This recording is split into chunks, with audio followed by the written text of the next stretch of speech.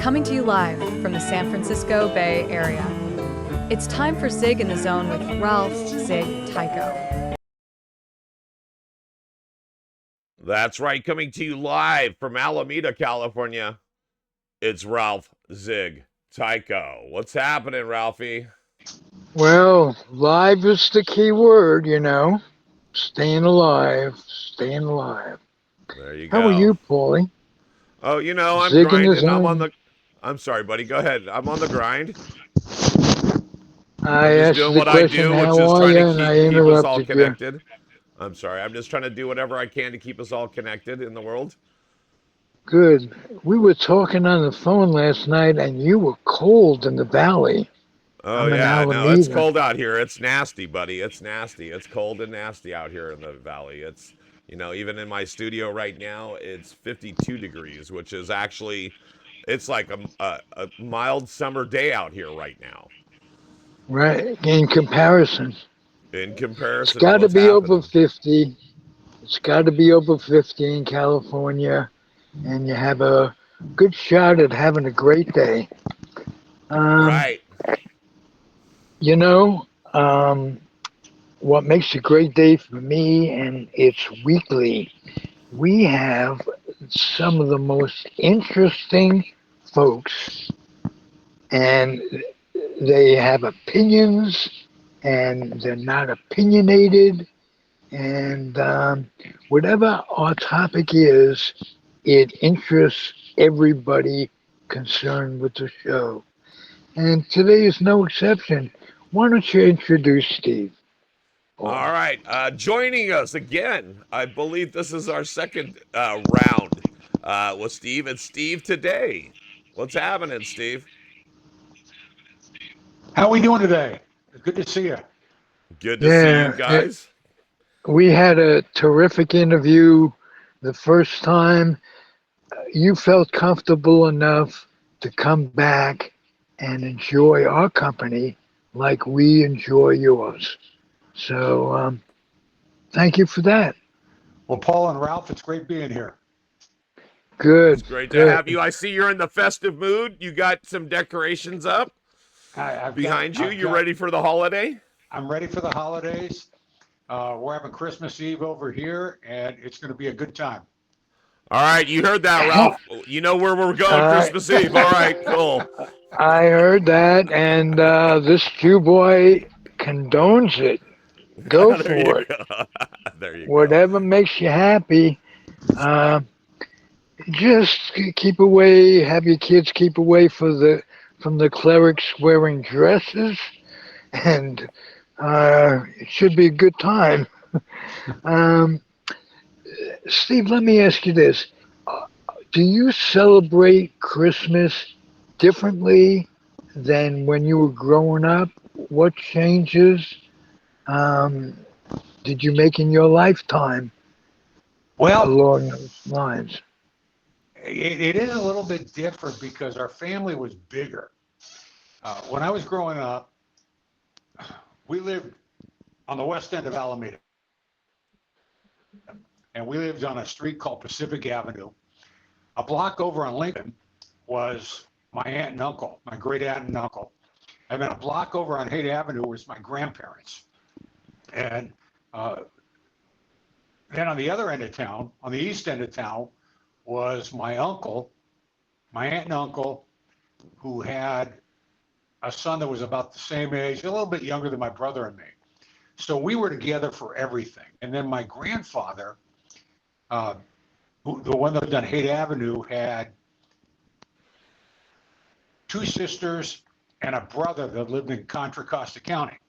So when we had a holiday, it was a bunch of Italians getting together, and it was huge. It was huge, and I've still got photos around the house. If you look over my left shoulder, it's my uh,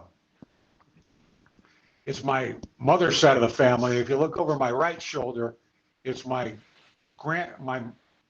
dad's side of the family, and we just had these huge parties, and uh, the older ones would speak Italian, and we just eat. So anyway, I've got one brother, and my younger brother never had any kids, and I've got one child, and the one son I had, his wife had a baby 2 weeks ago, so I'm a grandfather for the first time. Oh But wow! Oh, mazel Congratulations. tov. so life is good, but the parties have gotten smaller. Thanksgiving was just 6 people. My mom, myself, my son, and his wife, who was at the time pregnant, and then she had the baby like 5 days later.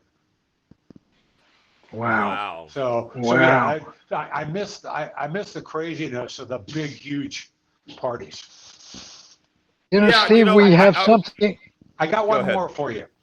Okay. Do you remember? Now we're talking baseball here, but do you remember the AFC playoff game when Kansas City played Miami and they went double overtime? It was like 1971, maybe. Think I Uh, do. uh, Len Dawson was a quarterback. Hank Stram was a coach. Ed Podolak had a big game. But that was on Christmas Day. And my grandmother just went out of her mind because everybody was watching football and we kept postponing opening gifts because it was just like the game went like double overtime or something. Right. Right.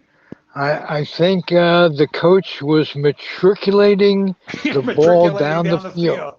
Come on, Leonard, let's matriculate down the field.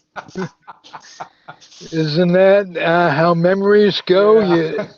That sticks in my head Yeah. about Dawson and that Kansas City team. Yeah. And Hank now I Stram loved to remember be on TV. right, he was a ham. He Yeah. was, and it's kind of funny that I also remember Kansas City from the early days of the AFL.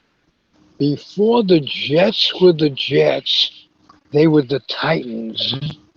And I used to go, me and my buddy Marty used to go and spend our time with 200 of our closest friends, polar grounds, watching the Jets, Al Doro, play those guys. And, sports memories are terrific because you remember the good times. You I remember remember the good times, but you know what? One of the most miserable times was uh, when Namath beat the Raiders in the AFL championship game before it the qualified to Heidi go Bowl. beat Baltimore in Super Bowl III. But I was devastated because I thought the Raiders were going to go to their second Super Bowl in a row. Um, absolutely. And then they ended up winning 3 times under Madden, if I'm Right, not right. mistaken. So that was a good run. And living in Alameda, you must have run into countless Raiders over the years. Oh, they were part of the community. They were. Yeah, If you went anywhere, you go to the grocery store, you go to the golf course. God knows you go to a bar, you're going to run into a Raider, and there were. Matuzak and Yeah. Stabler and those guys, Yeah, I've heard and then stories about Marv Hubbard. ah Yeah. number 44. I'd love to Yeah. hear it. Zig, do me a favor. Reset your microphone really quick for me, buddy. Well, and even me, I'm wearing my colors today. I'm wearing my colors. So, I'm wearing my my my A's colors at least. So that's all right. I'm back over here. I just wanted to kind of at least be there. And yeah, I think you sound better, Zig. Thank you. I appreciate it. Oh, no, you don't. No, you don't. Do it again. Sorry, buddy. For some reason, it didn't work. Um, but that's it. That's one thing. That's one thing about the holidays that I've mentioned. Things are just so different now. When I was young, it was all about lots of family around. My family was bigger. There was more of us around. We gathered during the holidays. Now everybody has their own families. Their children have children. Um, they've all spread out through the country. Now it's just basically my immediate family as well as my parents, and we'll go see my wife's parents, and usually have uh, kind of a celebration with them also.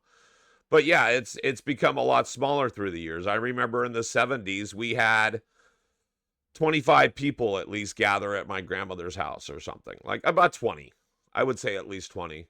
And it was all the cousins from the East Bay, and it was all of us along the peninsula, and it was a great time. I remember my grandmother did it up. She used the whole what is it, China service, with all the beautiful plates and the gravy pouring thing, and it was a production.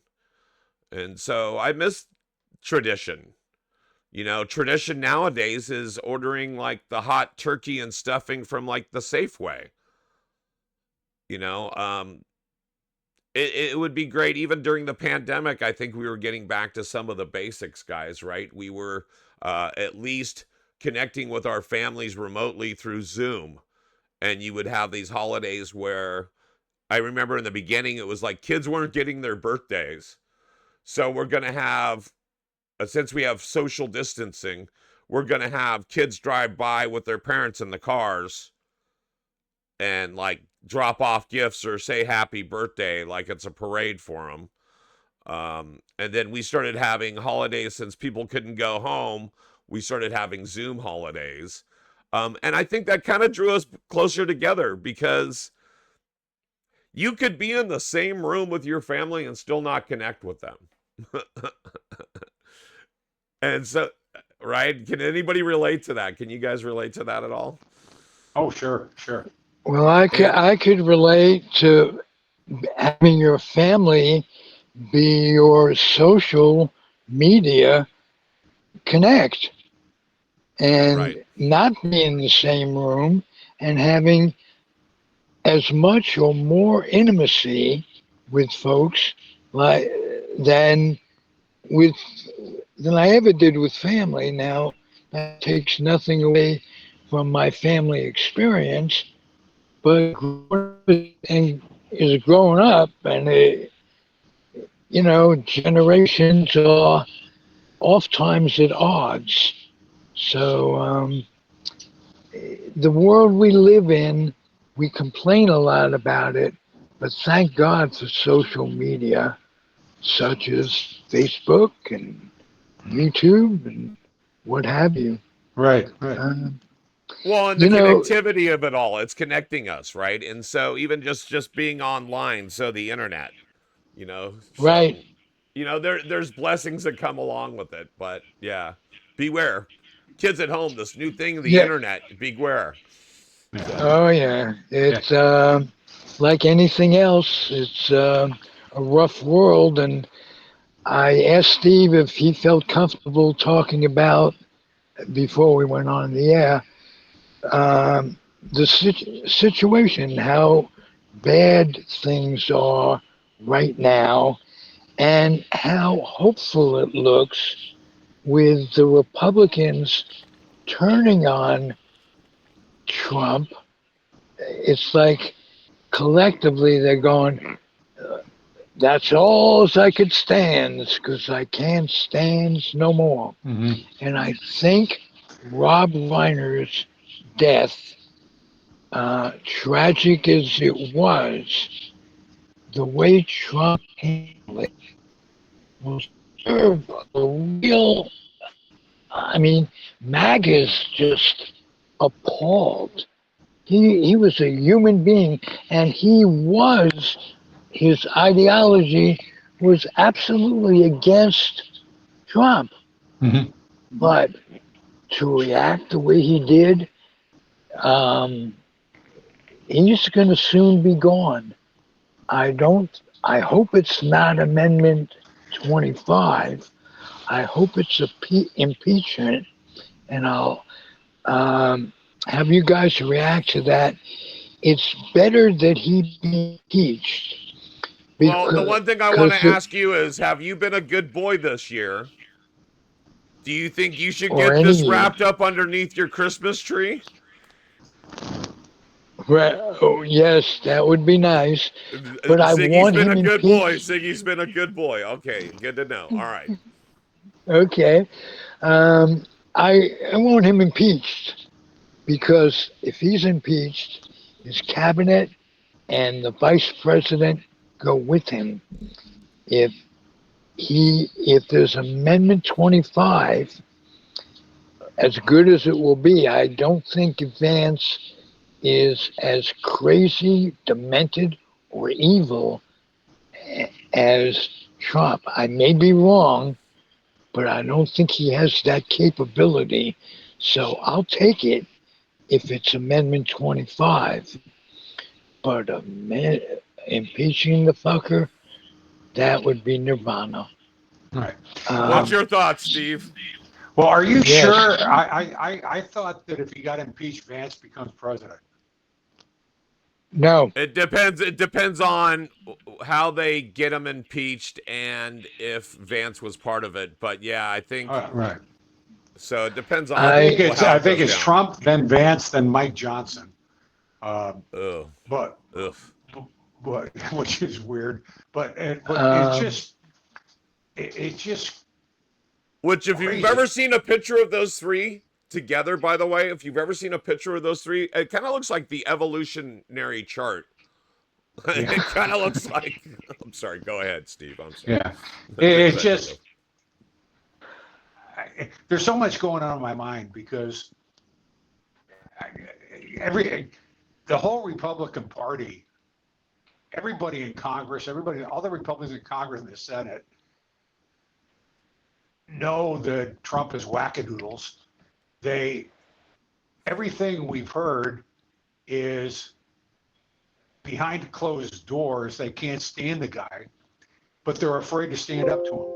If Mitch McConnell had any courage after January 6th, he would have been impeached and convicted, and we wouldn't be going through this right now because he'd be gone. He might even be in prison.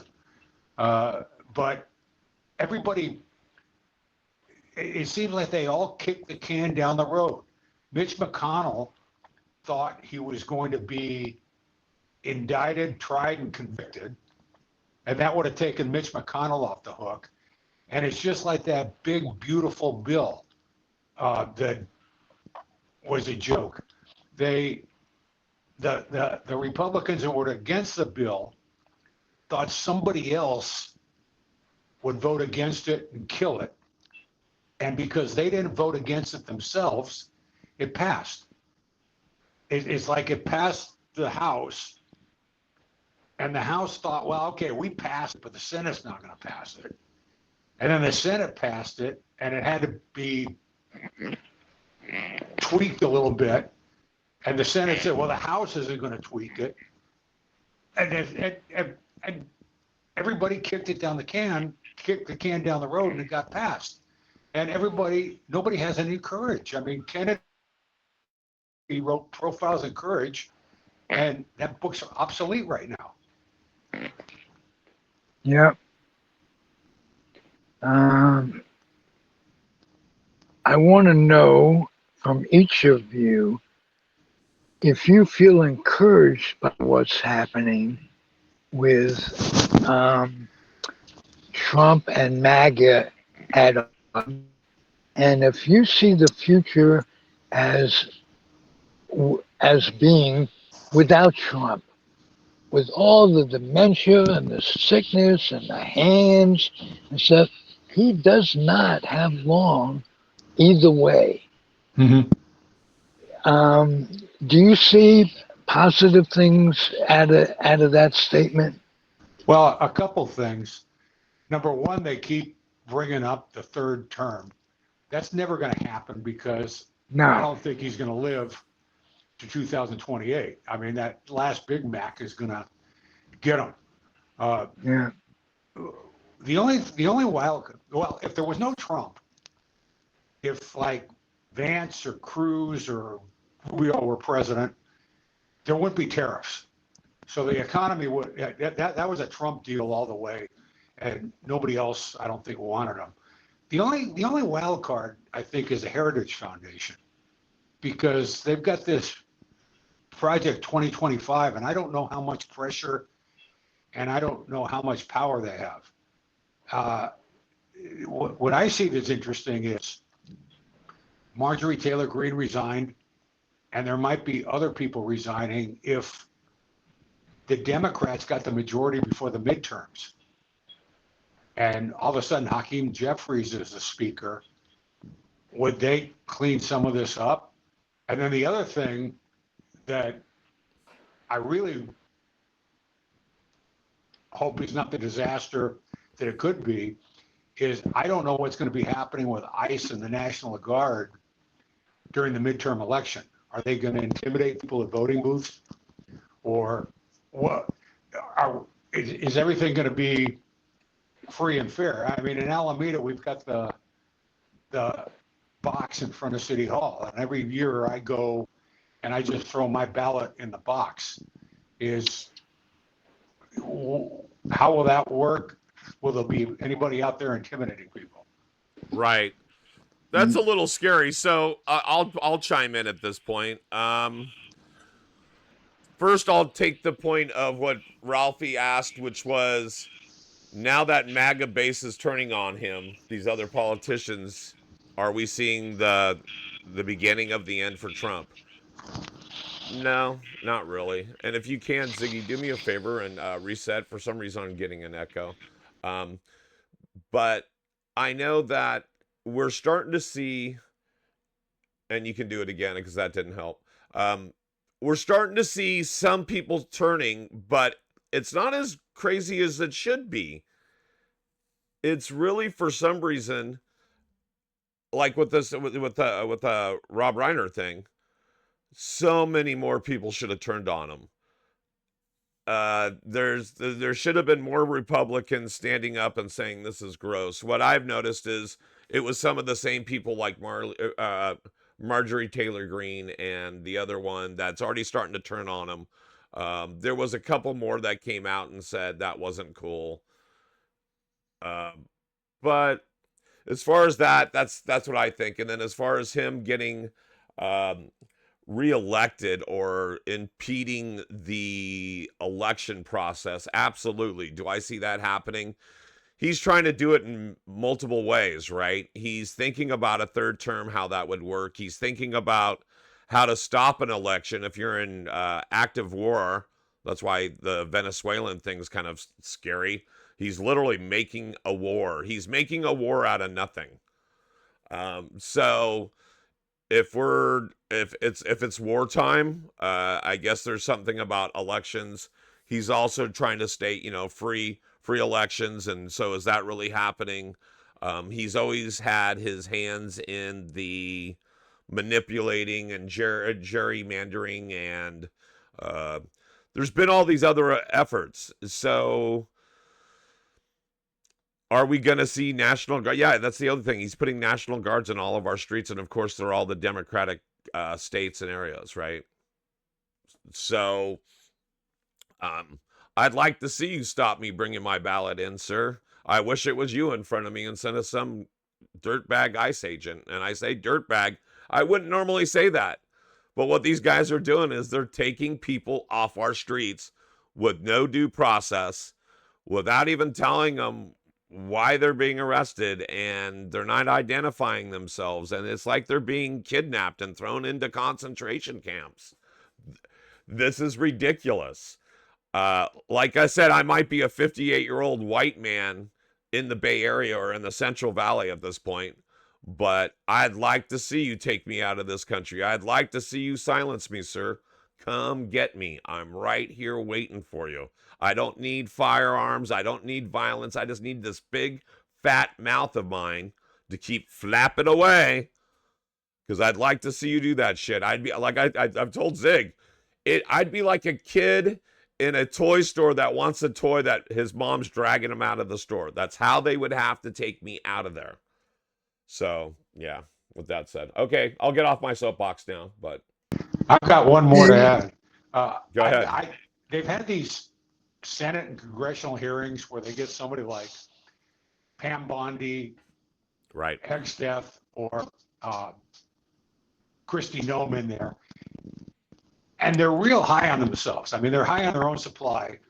And they're talking about all this. Kash Patel's another one. And I would just love one of the Democratic congressmen or senators to look right in the eye and say, keep talking. Everything you say can and will be used against you in the Nuremberg-style trials that will come. Right. And they will come. They may not come tomorrow. They may not come next year. But at some point, and I hope I'm still alive to watch them, like I watched the Watergate hearings. But at worst, they're going to go down with crimes against humanity. The most obvious thing that's going to happen to them, Christy Nome is going to be the family member 2 generations from now that nobody talks about. At the start of the show, I talked about Thanksgiving with my uncles and aunts and the immigrants that came to the United States. Christy Nome is going to be 82 years old, alone, because her family will not admit that she's part of it. Wow. Well, that's what I mean. The whole Trump family's got a mark on it for the rest of their existence. But not just Trump. Everything he touches. Right. It's like, look at Rudy Giuliani was America's mayor after 9/11. He was America's mayor. We thought he was going to be president. And he just completely went down the tubes. Oh, but he's selling coffee on the internet. Come on now. Yeah, coffee, and the other guy's selling pillows. Yeah, the pillow guy. Yeah, you know what? That's how I want to go out. Snuff me with my pillow. Just put me out. Put me out. Okay, go ahead. I'm sorry. The things I think about. Hey, I just want to say it's not just the noticeable enablers, the Rudy Giulianis, those folks, the pillow guy. It's the subtle people, the down the middle of the road kind of people. How one could be a middle of the road person at this stage of our lives is unbelievable. And how about that press corps, the White House press corps, not just calling this guy out on some lies. Well, that's one thing that I have a little bit of hope for, because they got people like us in there, like podcasters, right? They have different people in there, and not on the White House press corps. Oh yes, they do. Oh yes, they do.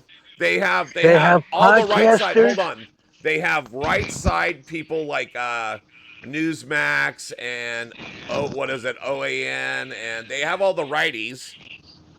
They've been the only left side of the media that's represented. He's sitting there calling little piggy or shut up, you're dumb, or you don't know what you're talking about, even when he's obviously, like the other day, they asked him, aren't you going to release the second video of the boat strike? And he goes, I didn't say that. You said that. And then they showed a week earlier him saying, oh, yeah, if we've got it, we'll release it. What would Sam Donaldson have done if he was standing next to a female reporter? Right. He would have spoke up. He would have said, that's disrespectful. What the hell are you saying? He would have crushed them. But the other thing that would have happened is after he crushed them, ABC News would have supported him. Right now, if I'm a reporter and I tell the president off, my network you're fired and you're blackballed. Right. And you're probably but I think sued. it would be worth it. I think it would be worth it. Oh, yeah. Get fired, but I got fired for telling Trump to kiss my ass. Yeah, it would be a badge of fucking honor I'd wear. Yeah. Right. He'd be a hero. And another thing that comes to mind when we talk about American heroes is how about Debbie's husband, former astronaut, and I mean, how many missions? 40 missions, and he calls killing people without justification a crime. Oh, Yeah. the nerve You're gonna have of to him. reset again. Part of it is your location, but part of it's your mic. So I only heard part of it. Maybe Steve heard it better. Okay, is this better? Oh yeah, I hear 100% that better. better. Yeah. Thank you. So and say that again one more time for Okay, us. I'm appalled. Hey, let's take a break, All right, let's do and that. like Paulie to do some business. We are, as usual, lawyered up, and Paulie will tell you and the world about that. That's right. And like Ziggy says, we are lawyered up. Here we go. We're gonna uh, get our first commercial underway right now. Whether it's criminal defense, estate planning, or civil litigation, the answer is the law offices of Andrew Doja. Call us today at 510-865-1600 or find us on the web at dojalaw.com. For tenant and landlord disputes, there's no other than the law office of Jeff Canberra. Call now 1-510-865-7369 and don't forget to tell them Zig sent you. And you guys, we definitely want you to like, follow us, and subscribe. Ring that little bell wherever possible. That's right. Follow the Comfortably Zone Network on Facebook, Instagram, YouTube, and now on Twitch. There's the addresses. Go follow us, like, and subscribe, and ring that little bell. That way you'll be notified whenever Paul drops another episode in the hopper, because we never know. If it was Ralph, it would be right on time. It'd be 11 a.m. It'd be there on a Tuesday, but you're talking to Paulie. So go do it. They'll let you know when we get a new episode. And then Zig, this is your favorite part. Tell us about Zig Says.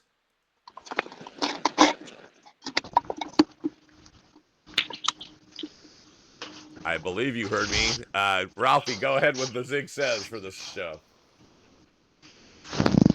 All right.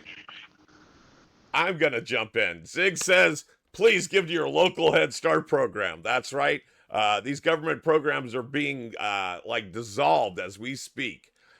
So I know you have some lightly used or new children's books around your house. Please package them up, bring them to your local Head Start program, and help today.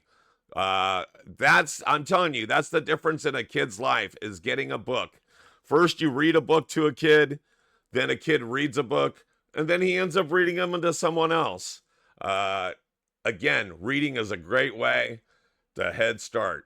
There we go. And we're back here live in studio with Steve Teddei. Steve, what's happening with you? How are you expressing yourself during these holidays, these silly times?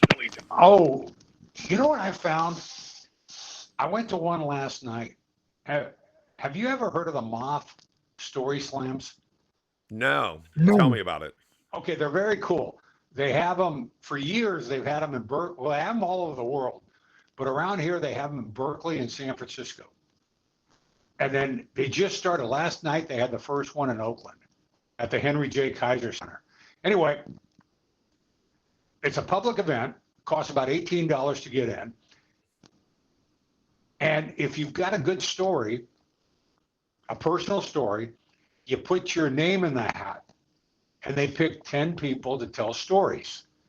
Okay. So sometimes as many as 20 people put their names in the hat. So they'll pick 10 of them, and the other 10 people will go home and won't get a chance to tell their story. But there's about 150 people in the room, and you get to tell your story in front of a bunch of people. So I went last night, and one person told a story about she was living in Washington, D.C. She was a dancer, and she went up to some tryout in New York, and she didn't make it. She didn't get picked in the tryout, but she got to meet Gregory Hines. And then, oh, wow. yeah, and then Another guy, they tally scores. It's sort of like Olympic gymnastics, where somebody gets 8.2, 9.6, you know, that Right. type of thing. Well, the guy that won, he told a story. He lives in a place with a big backyard, and these crows show up. And he's given each crow a name. And he talks about all the different crows and their specific personalities. He told this great, funny story. But anyway, it happens once a month in Berkeley, once a month in Oakland, and there's one tonight in San Francisco. I can't make it to San Francisco tonight, but it's just really fun.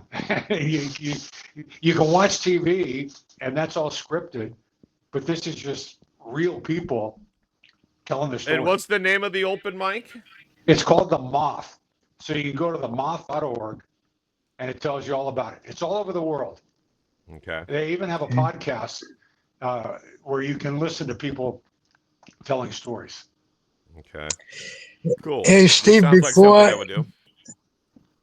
before I forget, I want to interrupt and mention that you lived on Pacific, and I did too for years on the 1800 block of Pacific.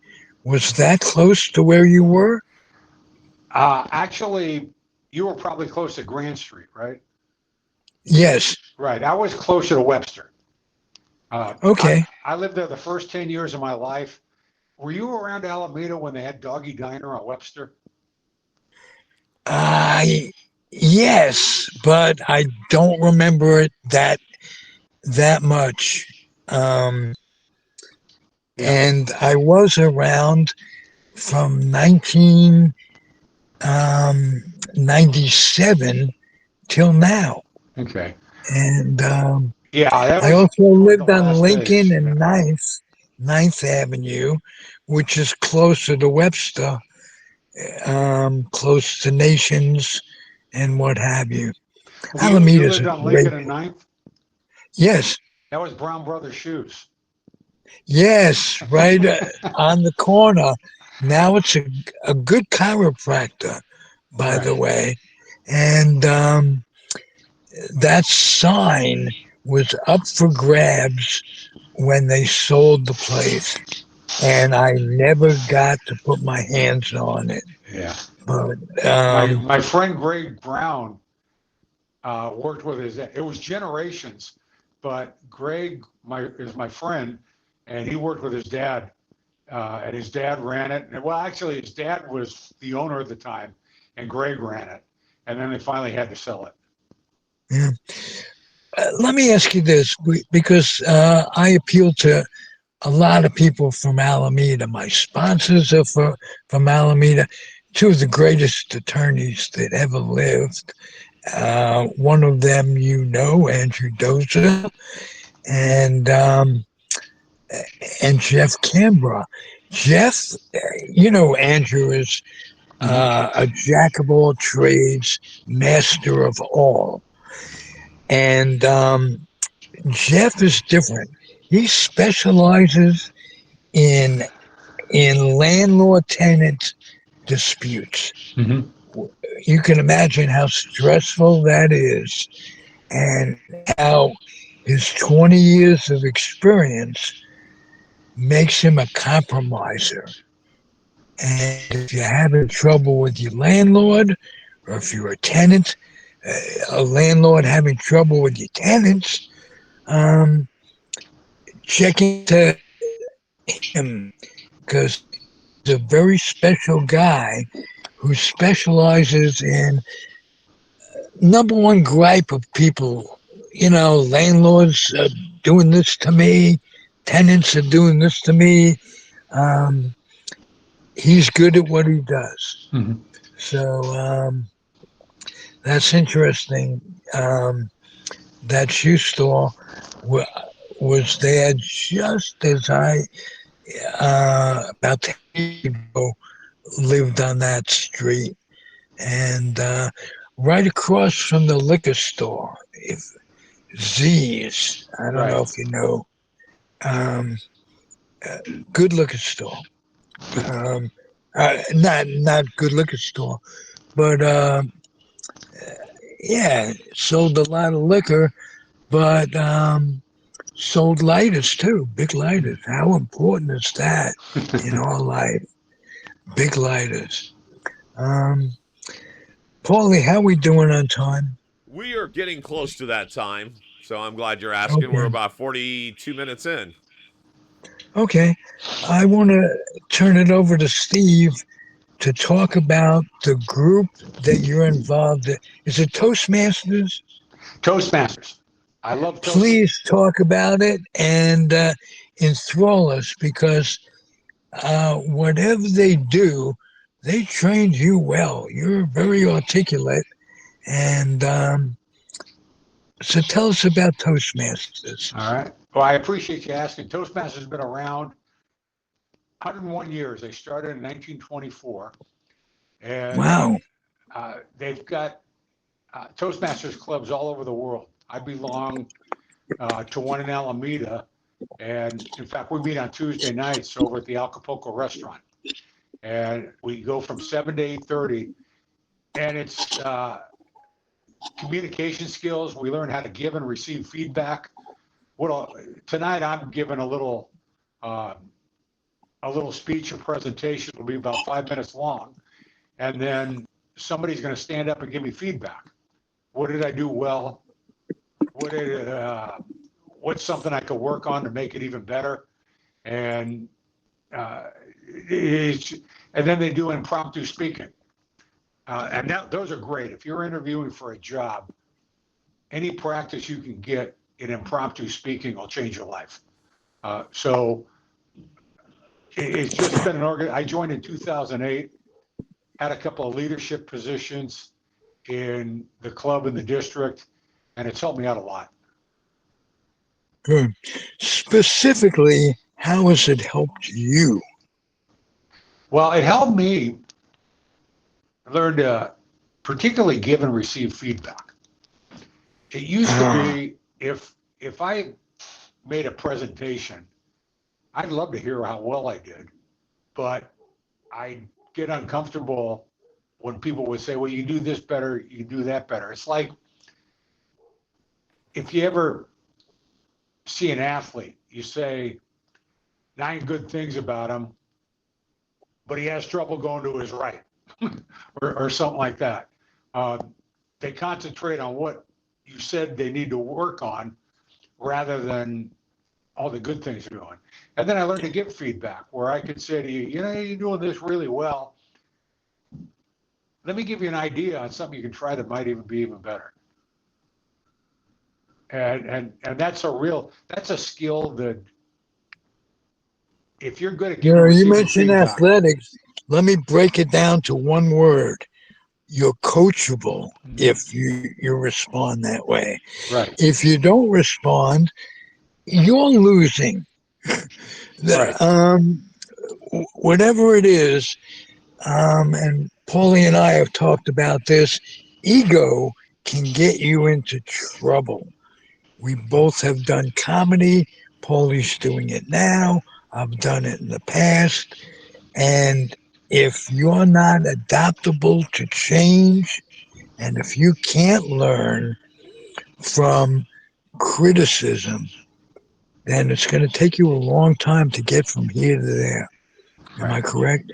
You're correct. And you want me to say something specific about feedback Yes. that I learned? So let's say I make a presentation and I go tonight and I make the presentation and somebody gives me feedback and they say something to the effect, you gave some good information, but you should have covered this more. And then I say to myself, in the old days, I would have said to myself, well, you know what? I did cover that. And I guess you just didn't catch on. You know, I wouldn't say that out loud, but I kind of said that to myself when I went home. Well, the fact of the matter is, if any one of us is making a presentation, it's our job to be clear. If we say if after our presentation somebody's not clear, it's actually really good information, if they tell us they weren't clear. So the next time we go out, we can clarify it. So it's that type of thing, rather than getting defensive when you get that feedback, if you could take it in and use it as a tool so the next presentation is more effective, that could really move you along well. Yeah. Hey, let me ask you this. Paulie and I have talked a couple of weeks ago. We did an entire podcast on parenting and what have you. And you mentioned that we both have children. You mentioned that you have a child. What did you pass on to your child that specifically you got from the way you were raised? And what did you choose not to pass on? Same kid? You had the control. What did you choose not to pass on? If you'd answer those two questions, uh, I could find out a lot about you. Well, what I passed on is if I had an activity, I felt really comfortable getting my son involved in it, or he could be my sidekick. And my dad did that with my brother and me. He would do things around the house, or he would do things socially, and we were always welcome to be part of it. And it's like one time when I was young, I took up jogging, running. And I would go out running after dinner, and he's about 9 or 10 years old. He'd follow me on his bike. So we'd be running down Santa Clara and Alameda, and he'd ride his bike up, or no, let's say Lincoln, because that's what we're talking about before. So early on Lincoln and 8th Street, he'd ride his bike up to where Brown Brothers Shoes is on Lincoln and 9th Street, and then I'd go catch up. And then he'd ride his bike up. Remember where Pagano's was? Oh, yeah. Yeah, he'd ride up there, and then I'd catch up. So he wasn't going to run a 10K at the age of 9, but he could participate while I'm going out running. What did I pass on? I don't know. My dad did a lot of stuff.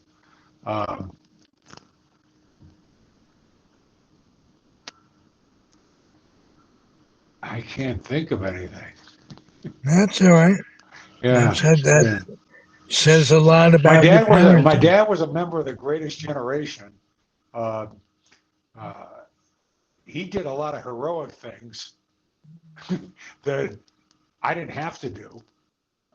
So that could be. I didn't have to help my family through the Depression. I didn't have to win World War II. I kind of had it easy. Maybe you passed on that knowledge through storytelling? I told a lot of stories. Yeah, I did that. Oh, I definitely, yeah. I mean, my son knows everything. Well, he knew his grandfather. I mean, he was about. He was in his late 20s when my dad passed, so he knew his grandfather really well. Well, that's one thing, is that if you can start telling a story and everybody nods their head like, "Oh, I've heard this one," you've done your job well. You've done your job well. That's right. And it usually starts, and you've gotten to that age when you start off. I don't know if I've told you this before, but yeah, you've told us about 100 times. But that's a beautiful thing. That's my grandfather what would it's tell about. jokes. My grandfather would tell jokes, and we give the punchline because we heard it so many times. Right. I mean, I remember that was a big thing growing up, and there's just like the worst feedback. I don't know if it's Zig or what. Let me see if I get rid of that mic. No, it doesn't help me. Try to reset if you can, Zig. And I forget what the. Not a chance.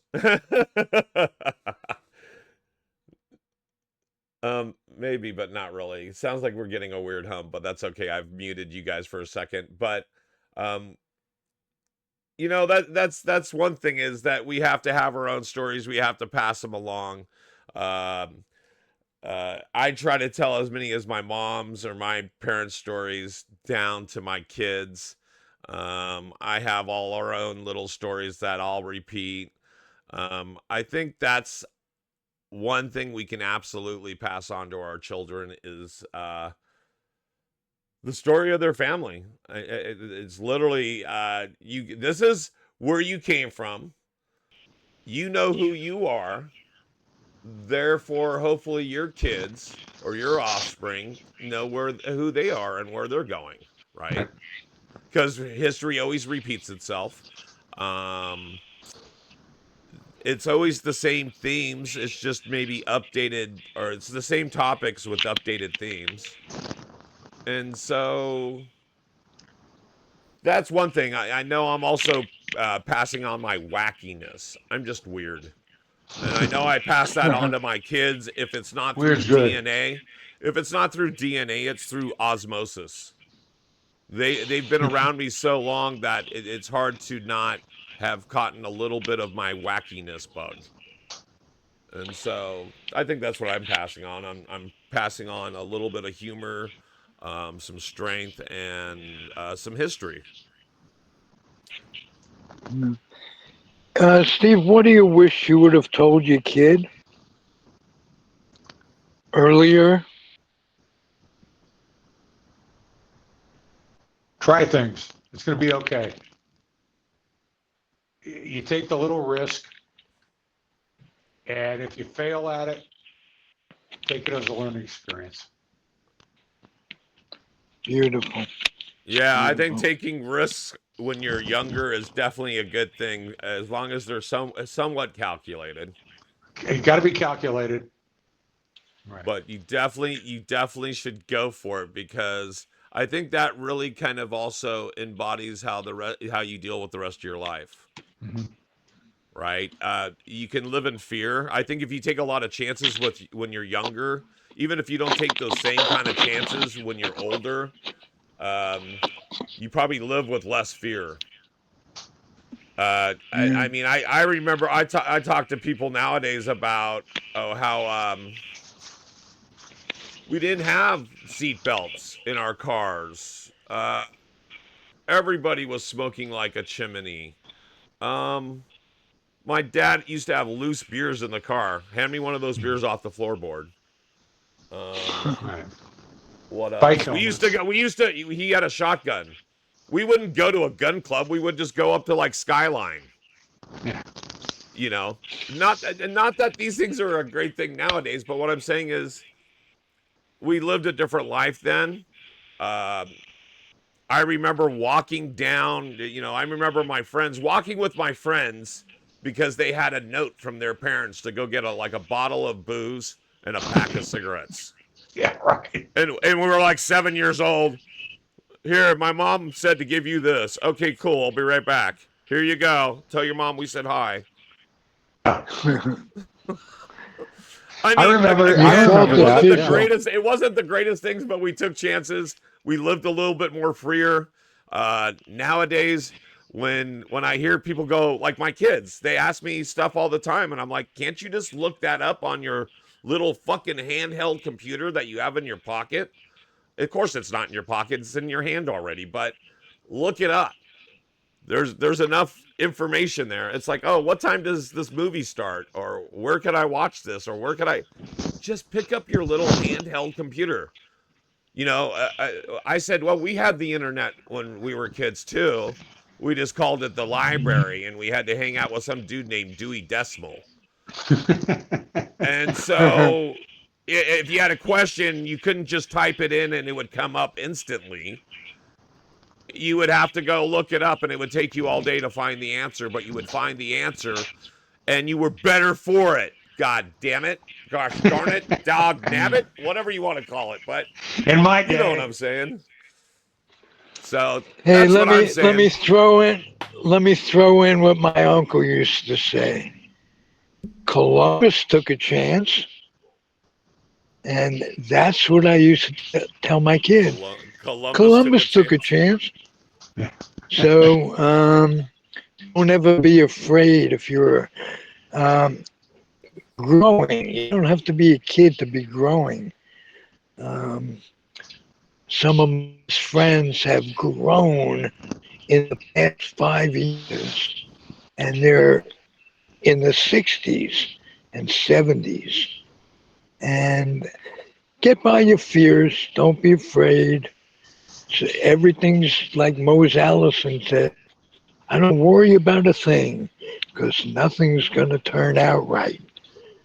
So Oh, and they used to tell they us when we were kids that we could do anything. You remember that? right, You know, they would exactly. they would tell us stuff like, "Oh, you know, this is the greatest country in the world. Right, Even this is you. America, they This is say. America. This is America. Anything can happen from rags to riches.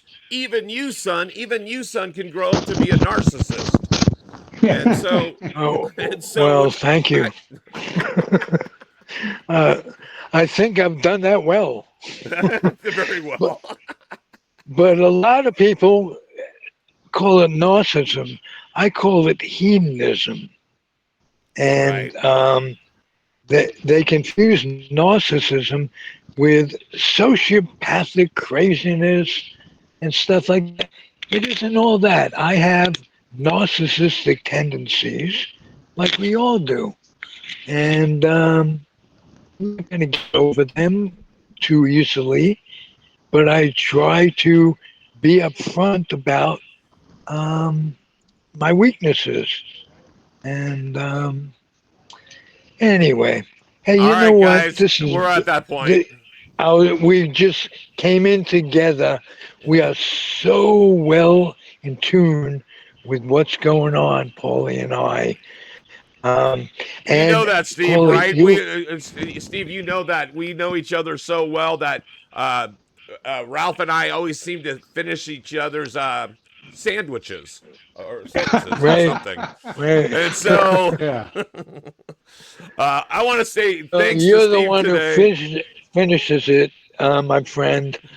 But I started. There you go. Um, I want to all thank right. Steve for being with us today. I want to wish him a happy holidays to you and yours, and do a shout out to whoever you got going on out there. Oh, I've got a lot of things going on. I'm going to Toastmasters meeting this Saturday in Fremont. My friend Tyree Johnson is All going to right. be the guest speaker. So that's going on Saturday. And then tomorrow night, I'm going to give a shout. Well, I'm giving a shout out to the All Out Comedy Club on 25th and Telegraph in Oakland, and they're doing an improv event tomorrow night. So a couple of, I like to keep busy. I like to try new things. I like to watch new things, and those type of things keep me busy. Well, then I'm going to reach out to you the next time I do some time in the Bay, some stage time, and drag you along just to have some fun. Oh, that sounds good. Yeah. All right. All Yeah. right, gentlemen. Thank you very much, Steve. I appreciate you being along. Ziggy, I had a one great more time. week until we're at Christmas, buddy. I know you're in the middle of Well, Hanukkah. I've got my nativity scene all planned out. It's in my head. I've just got to get the equipment. I'm looking for a virgin. Oh, Never jeez. mind. Not this way. Sorry. Born again. Right. All right, you All guys. right, Steve. Yeah. What a pleasure. Please come back again, would you? Call me anytime. Call me anytime. And Paul, Ralph, have a happy holiday season. And I'm here anytime. Right Okay. on. Thank you, Steve. Thank you, Uh, guys. Again, for myself, did you want to say something else, Ziggy? I'm sorry, I cut you off. well, I did. I want to say what I generally say at the You end of the can't you podcast. can't understand a word you're saying anyway. You need to Okay. reset your mic again. But uh yeah, that is better. Say what you wanted to say. I'll do it quickly before the mic goes out. keep your dreams wet, keep your humor dry, keep your kids out of recruiting stations for the most part, and off the laps, keep those kids off the laps of clerics who wear dresses. Just to be All on the safe side. It's not just going to hurt. just to be on the safe Um, side. right. All right, guys, we Paulie, are out thank of you for a here. producing job. No problem, buddy. Thank you for taking me along for the ride. And guys,